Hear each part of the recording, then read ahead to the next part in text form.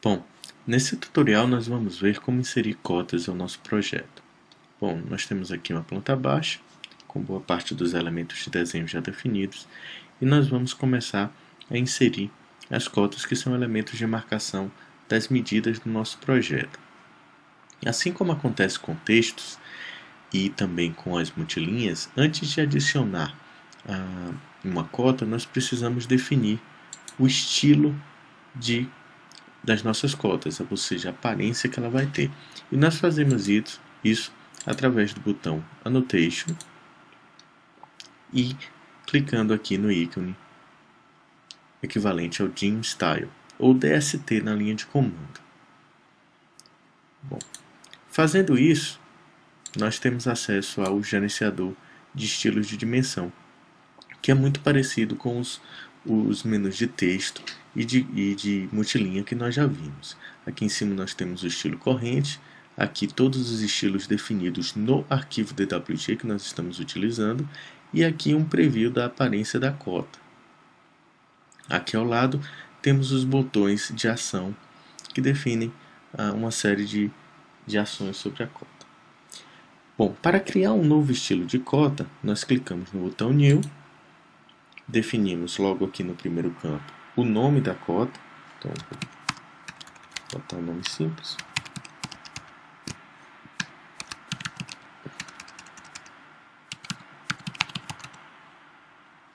Logo abaixo, nós devemos selecionar um estilo de cota do qual esse novo estilo vai partir. Nós sempre temos que fazer isso, mesmo que a gente tenha que mudar todas as especificações da cota. Mas isso também é especialmente útil quando a gente precisa. Nós já temos um estilo de cota existente e queremos mudar apenas um ou outro aspecto, exemplo do tipo de letra ou o tipo de seta que é utilizado. Bom, como nós vamos fazer grandes mudanças, não precisamos nos preocupar com isso. Logo aqui abaixo, nós especificamos a função annotative, que diz que um estilo de cota varia em função da escala de anotação. Então, eu recomendo que sempre deixe isso marcado, porque em geral esse é o tipo de funcionamento que nós damos à cota, a não ser quando deliberadamente nós não queremos que ela varie. Antigamente no AutoCAD nós precisávamos criar um estilo de cota para cada escala. Hoje em dia não é mais necessário isso.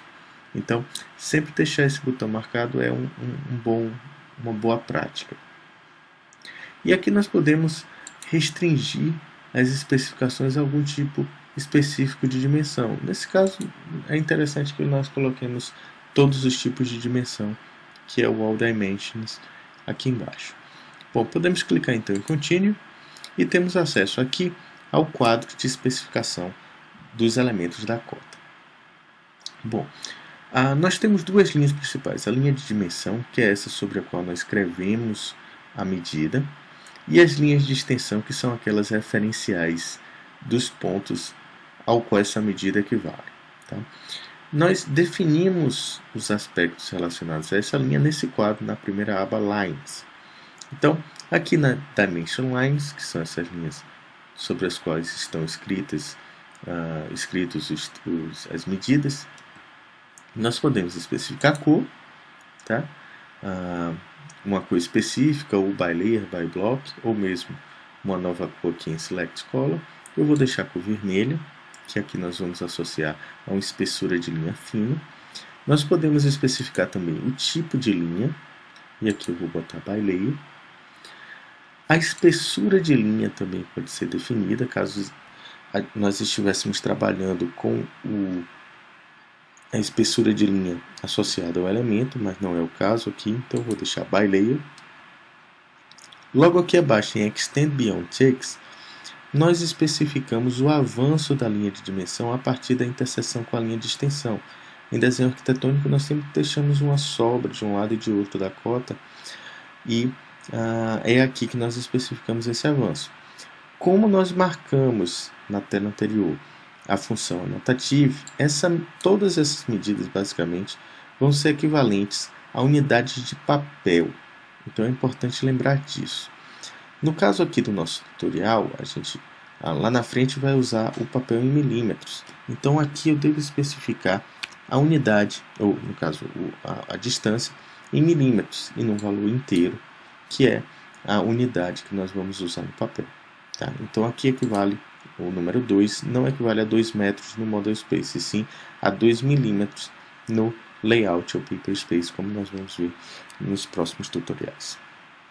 Em Baseline Space, nós especificamos um comportamento da cota quando fazemos cotas cumulativas, ele automaticamente cria a nova cota numa distância acima da cota anterior para que ela não fique superposta. Aqui nós especificamos essa distância. Não se assustem aqui com essa aparência, porque a aparência final só vai ser dada quando nós preenchermos todas as configurações aqui. Isso daqui realmente está incorreto, mas após termos passado por todos os passos, ele vai voltar à aparência desejada. Então, voltando aqui no Baseline Space, eu vou botar 15, equivalente a 1,5 cm, só para teste. É importante lembrar que, diferente do que acontece em M-Lines, quando nós criamos uma M-linha, não conseguimos mais alterar o estilo, com cotas isso não é verdade. Se eu desistir ou quiser mudar qualquer elemento desse daqui, eu posso voltar ao estilo da cota, atualizar, e ele automaticamente vai alterar todos os elementos de cota que foram feitos com esse estilo, automaticamente. Então isso é bastante prático e fácil de usar. Logo aqui abaixo, em Extension Lines, nós temos as mesmas configurações semelhantes às linhas de dimensão, e nós podemos especificar aqui a cor, o tipo de linha, para a primeira linha de extensão e segunda linha de extensão, o valor da espessura de linha, e podemos escolher, vamos botar aqui by layer. Podemos aqui suprimir a primeira ou segunda linha de extensão, mas pela nossa norma nós não fazemos isso. A mesma coisa pode ser feita com a linha de dimensão aqui, mas também recomendo que vocês nunca marquem isso daqui. Logo aqui ao lado, em Extend Beyond Inlines, nós temos uma opção análoga a essa daqui da linha de dimensão. É a quantidade de avanço que a linha de extensão vai ter a partir da interseção dela com a linha de dimensão. Nesse caso aqui, vou botar 2 unidades. Em Offset from Origin, nós especificamos um espaçamento desde o ponto que escolhemos para a criação da linha de dimensão até ela ser efetivamente desenhada. Isso auxilia ao nosso desenho que as linhas de dimensão não toquem um elemento desenhado. Isso evita problemas de interpretação do desenho e é algo aconselhável de se fazer. Então vamos botar aqui 3 milímetros, que já é uma medida razoável. Aqui vocês podem ver que foi criado um espaçamento. Em Fixed Length Extension Lines, nós podemos especificar um tamanho máximo para a linha de extensão. Isso evita que fiquem desenhos bastante confusos, em que a linha de extensão a cota está bastante distante do ponto referencial, e ele puxa uma linha de extensão gigantesca, atrapalhando muitas vezes a visualização do projeto. Então aqui nesse caso, vamos tentar um valor 15 milímetros, tá? Isso daqui talvez já seja adequado para a gente. Passando para a segunda aba aqui, Symbols and Arrows, nós especificamos os tipos de marcadores ou as setas da cota. Tá? Então aqui nós temos uma série longa de elementos. Eu vou optar pelo Architectural Tick, que na minha experiência ele tem uma aparência mais interessante. Tá? Em Leader, é uma linha de chamada principalmente usada para quando nós temos texto fora do ponto padrão. Nós podemos optar também por uma seta. Vamos colocar aqui a Open 30. É uma seta interessante, apesar de que nós quase não vamos usar essa opção. Ou então uma outra opção interessante é nenhuma, que chega só a linha. Vamos deixar none aqui, que fica só a linha chegando no ponto que nós queremos indicar. Em Arrow Size, nós especificamos o tamanho da seta, novamente em unidade de papel, vou colocar em 2 milímetros. Abaixo, em Center Marks, nós podemos colocar em elementos circulares uma indicação de centro. Marque aqui indica um tipo de elemento de marcação. Nós podemos botar aqui também o valor 3, só para experimentar. O Dimension Break é uma interrupção de cota que nós podemos adicionar, principalmente quando temos elementos cruzados. Vamos deixar aqui esse valor, o padrão, tá? Que ficaria 3,75 mm, é razoável. Nessa caixinha de Arc Length Symbol é só um indicador. Quando nós utilizamos a medida linear de um arco, que não é o ângulo, mas sim o comprimento da corda desse arco, nós podemos colocar um indicador, um sinal indicador dessa medida, que pode preceder o texto de dimensão, ser sobre o texto de dimensão, ou ele simplesmente ocultar essa medida. Vamos deixar a primeira opção marcada, e essas outras aqui também. Radial Jog Dimension é quando nós temos um simplificador de raio. Na verdade, quando nós temos curvas de raio muito grande e pegamos a medida do raio desse arco, muitas vezes o ponto central cai fora da nossa prancha. Com a cota de Radial Jog, nós podemos criar um centro imaginário que vai marcar a distância real do arco, mas aquele centro está fora da posição real do centro desse arco de grande distância. Então ela é uma medida útil para colocar essas medidas dentro da nossa prancha, sem afetar, sem perder informação. Então vamos deixar aqui por padrão. Em text, nós aqui especificamos a aparência de texto, que é basicamente o que nós já vimos em aulas anteriores. Aqui temos o estilo de texto, aqui temos dois feitos, mas vamos mudar aqui. Basta clicar nesse botão da reticência para ver aquela caixinha do gerenciador de texto que nós já conhecemos. Aqui temos a fonte, tá? Lembrando que a fonte SHX é uma fonte cuja a propriedade de espessura varia com as condições de plotagem ou a seleção de espessura de linha feita dentro do AutoCAD. Ela é diferente, portanto, das fontes TrueType, essas que tem o ícone TT, basta lembrar disso.